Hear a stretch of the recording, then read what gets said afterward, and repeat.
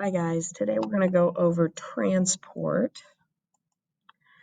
So remember, with transport for cells, we are looking at moving materials through the plasma membrane somehow. Remember that you have a hydrophobic core to that membrane, which means that anything that's polar is going to have a really, really hard time getting across the membrane because the hydrophobic core, those little lipid tails, are going to push polar substances across. Now, the caveat here is very tiny polar substances actually can make it. Specifically, the very tiny polar substance that needs to make it across the membrane is the water molecule, right? So water molecules, even though they're polar because they're tiny, as remember those phospholipids shift apart, as gaps open up in the phospholipid bilayer, water is able to sneak through. Once it gets in and amongst those lipid tails, it gets pushed straight through. So that's the one caveat there. Small nonpolar molecules like oxygen, carbon dioxide, and hydrocarbons can pass easily through the membrane through diffusion, and we'll get there in just a minute. Anything that's large and polar or is an ion is going to need to use the help of a protein to get through because it's just not going to make it past shifting phospholipids, or if it's polar or charged, it's not going to be welcome in amongst the phospholipid lipid tails. And so you're going to need the help of something else to get it through.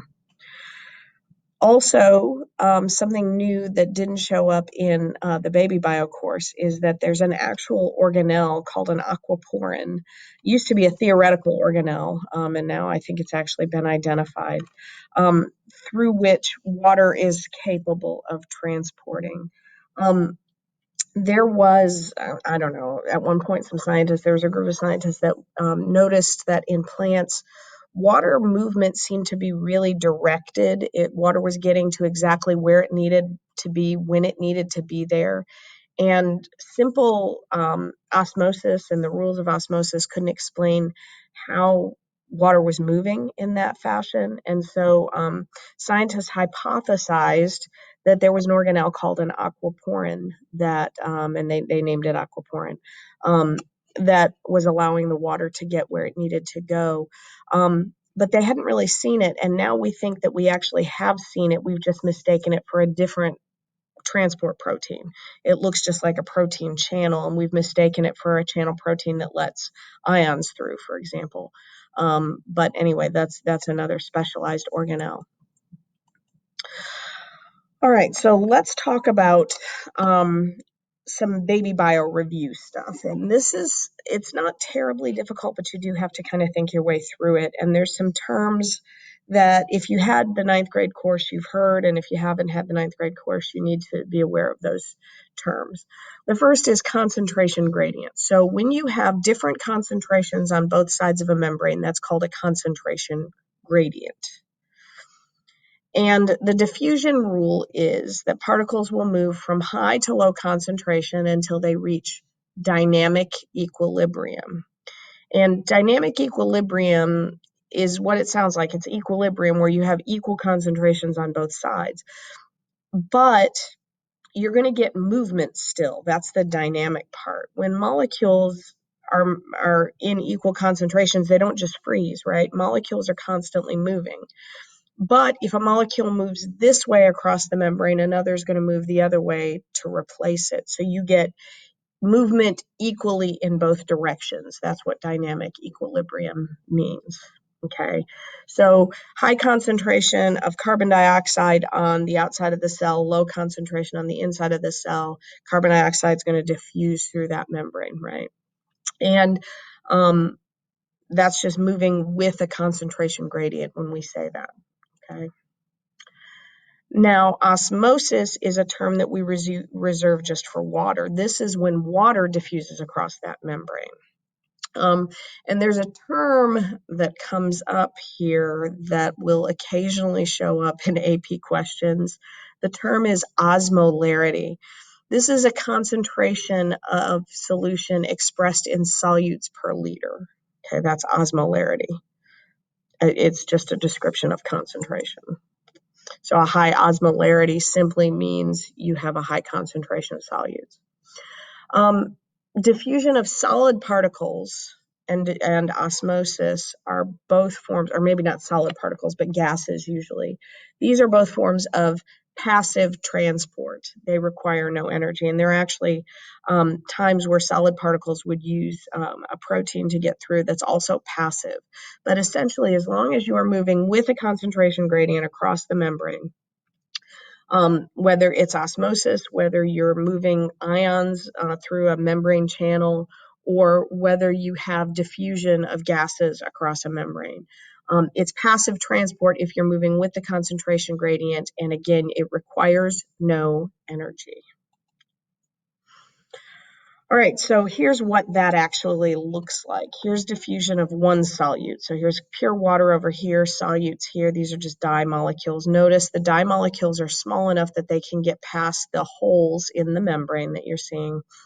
And so what you're seeing is that the diffusion is mainly moving in this direction, right? So by the middle picture, you can see some of those dye particles are getting through the membrane. And then here you have equilibrium, but notice the arrows are moving equally in both directions. If a particle moves this way, one from this side is going to move back to replace it. Now notice too, this will happen when you have two solutes as well. Right? The concentration of purple is higher on this side than that side. So the purple will diffuse in that direction, right? The concentration of this orange is higher here than on the other side. So the orange will diffuse in that direction, which is what you're seeing, until you get dynamic equilibrium of both. But water, remember, is different because water usually has something dissolved in it. Water has this funky rule associated with it, right?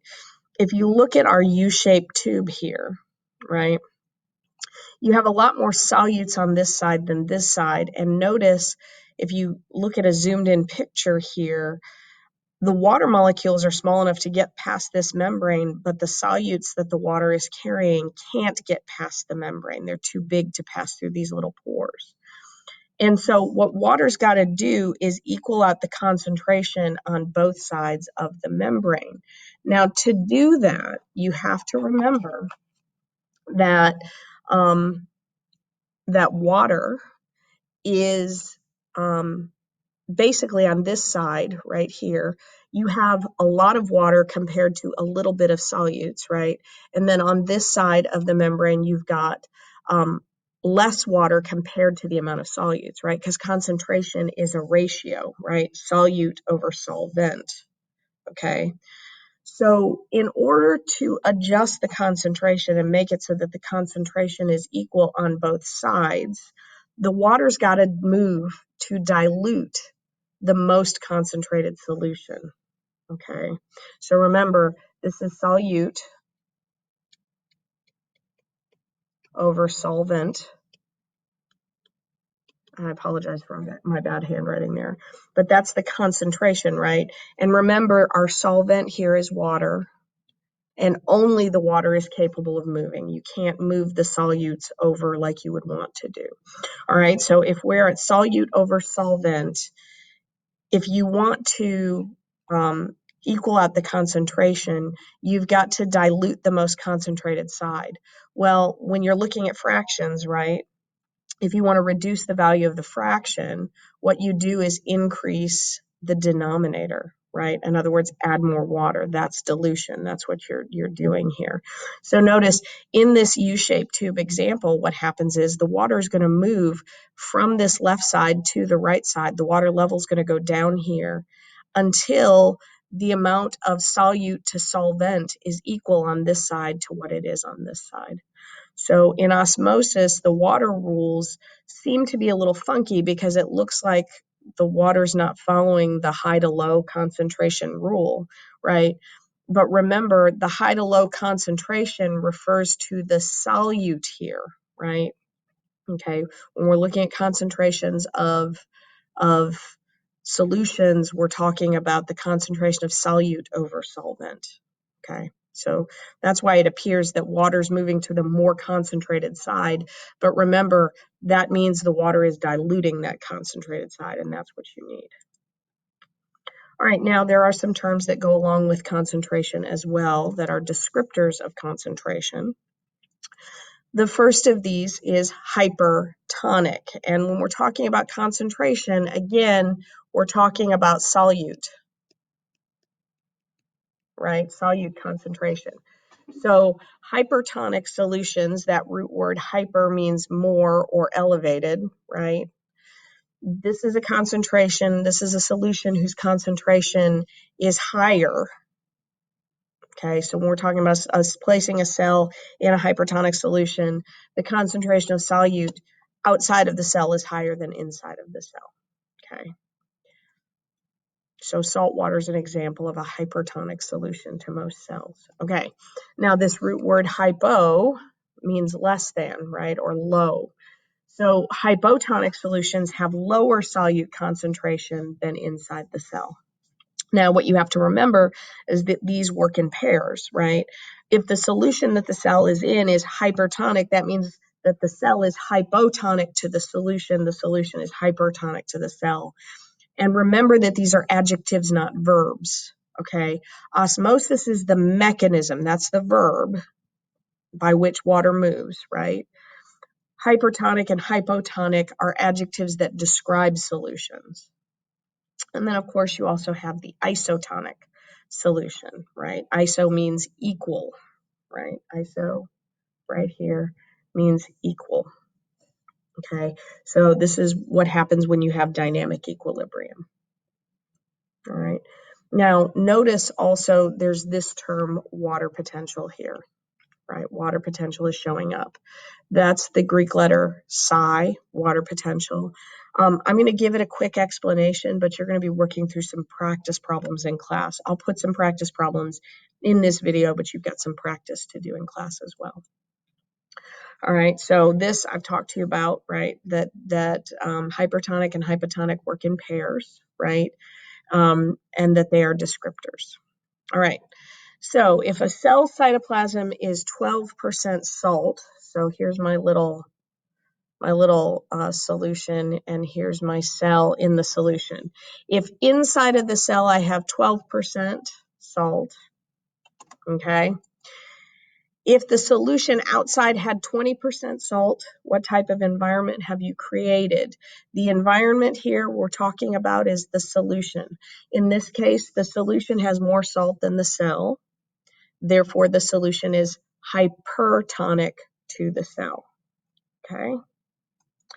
The next one, the cell is placed in a 5% solution, okay?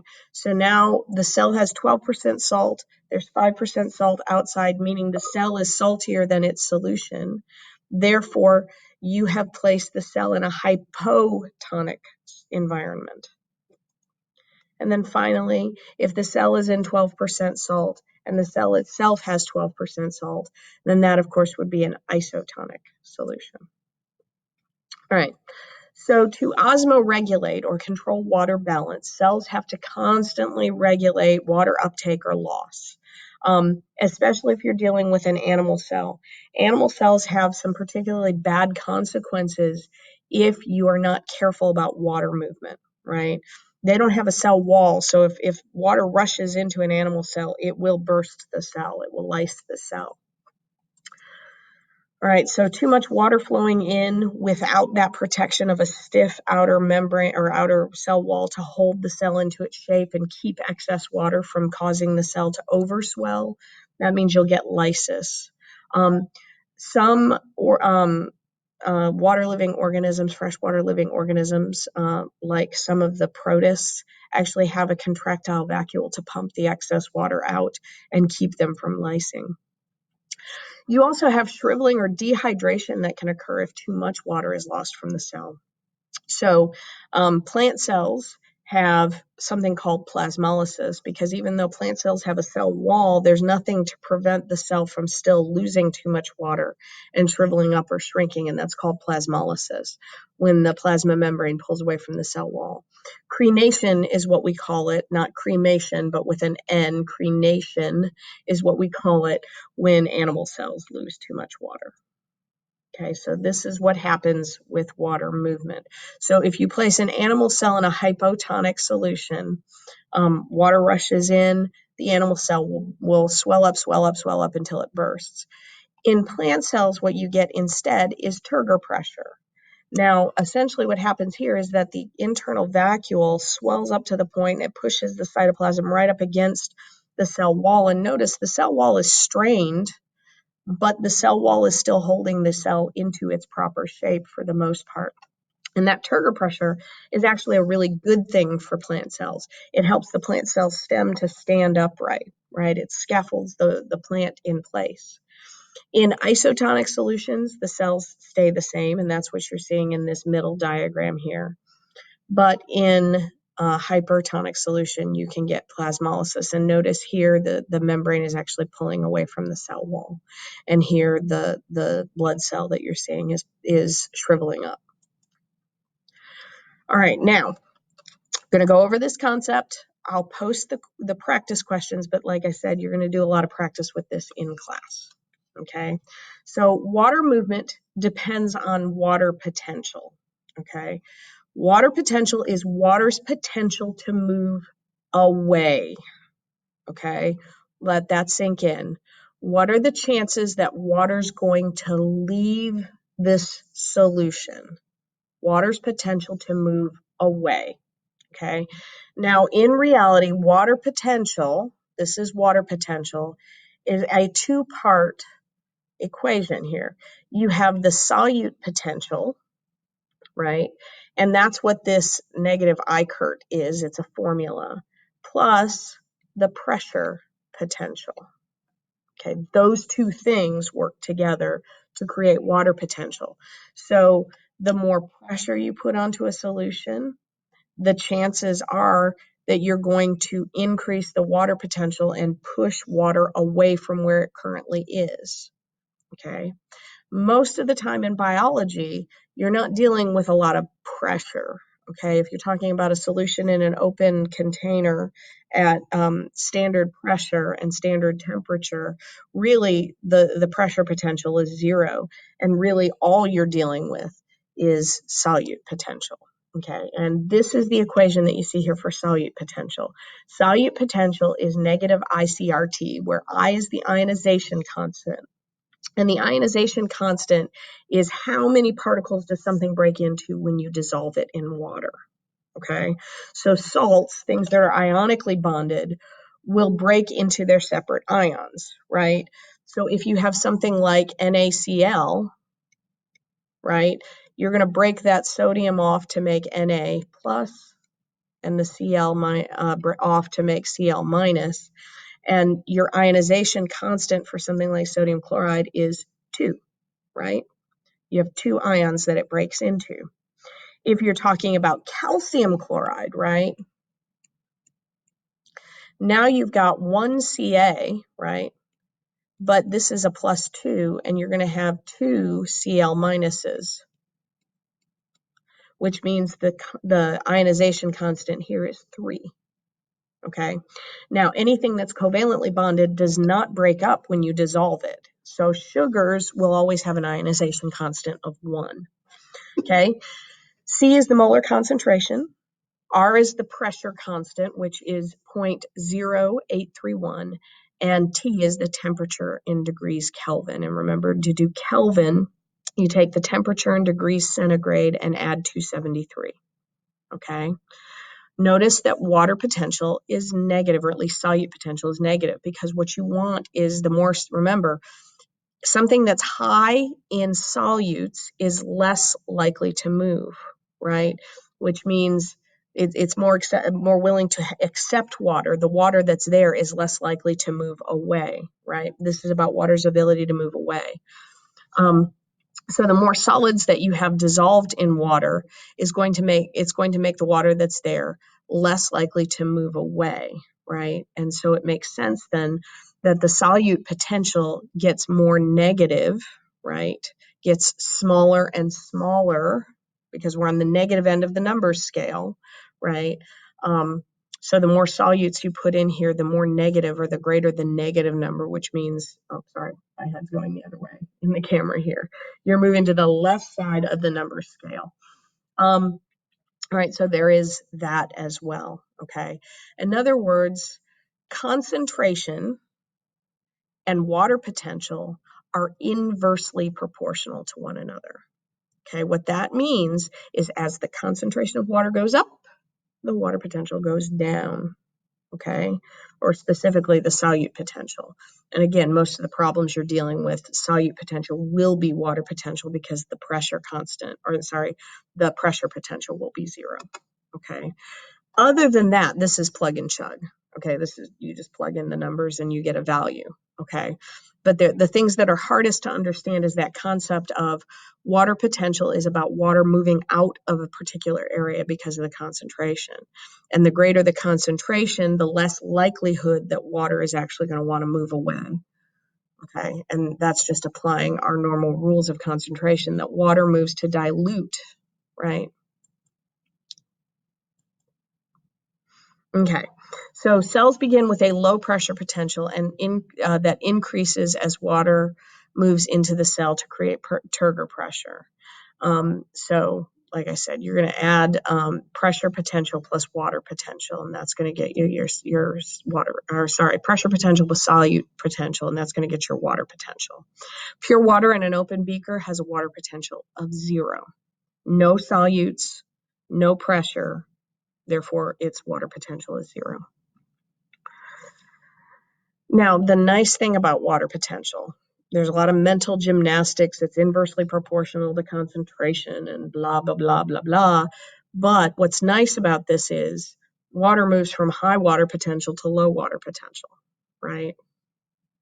So in terms of predicting movement, if you can get to a water potential number, it's really easy to tell which way water is going to move without having to worry about what's more concentrated and is water moving to dilute and all that other business. If you just know this has a water potential of negative 0.5 and this one has a water potential of negative 0.8, the water is going to move from here to here, right?